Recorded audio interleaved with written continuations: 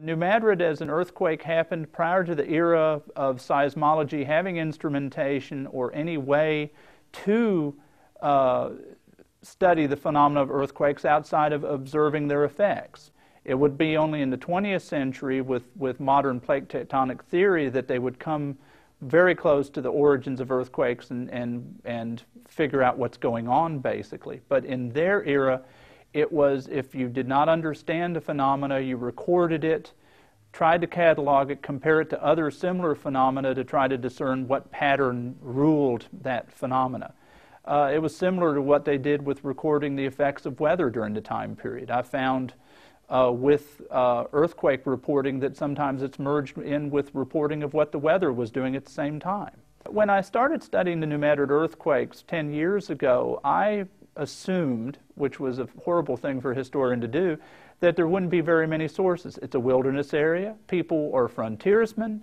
They wouldn't be recording historic facts of any sort, that there would not be much of a record for it. And the reality is there's a vast ocean of records, but you have to find them. The 19th century and the 17th and 18th centuries preceding it, when people basically explored an area, they tried to keep written records of it because that was the only medium which they could record information, not like today with modern video or audio, of the data that they're finding, and then would send it back to wherever they came from, so there would be a record of what they found, where they in turn could try to make more sense of that area. Both French explorers and Spanish explorers kept written records, sent reports back to France and Spain of their experiences, and also to generate maps and information about the area. When Americans came into the area, they did the same thing. But the scientific tradition of the Europeans, the Americans included, for the time period, was to try and record data, to try to analyze that data to make sense of the natural phenomena they were seeing. The best American examples of that were people like Benjamin Franklin and Thomas Jefferson, who recorded data, kept diaries, kept journals, record, to try to make sense of it after the fact. And American frontiersmen and Americans in general were part of that tradition and recorded this information. And there were scientific societies in America at the time of the earthquakes that were gathering this data from observations to try to find out or to try to figure why this was occurring. Another source of information were people gathering this data and publishing works. For instance, there was a congressman, Samuel Latham Mitchell of New York State, who was a scientist and a congressman who, via the Library of Congress that was gaining newspaper subscriptions from all over the United States at the time period, which they did that as a service to the congressmen so they could get information from home, he culled through those accounts to find earthquake accounts. He also asked his fellow congressmen and other people to correspond with him on what they felt during the earthquakes. Gathered it all together, published it as a work in a scientific journal in New York State of the time period.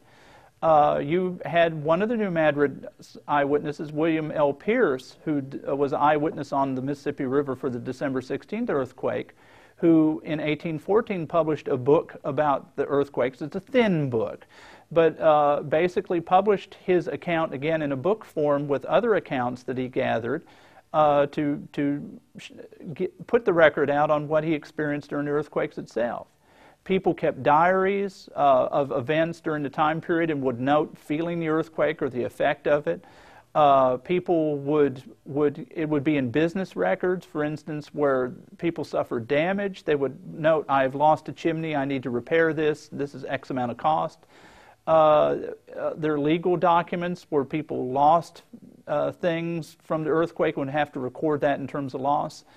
But due to the intervening time with the War of 1812, the Civil War, time, events, and people scattering, all of these records are hidden now in certain extent. In terms of, you won't find the record of, this is a record of the 1811-1812 earthquake. You'll find legal document from 1811 from an individual at a certain point which will mention the effects of the earthquake in passing.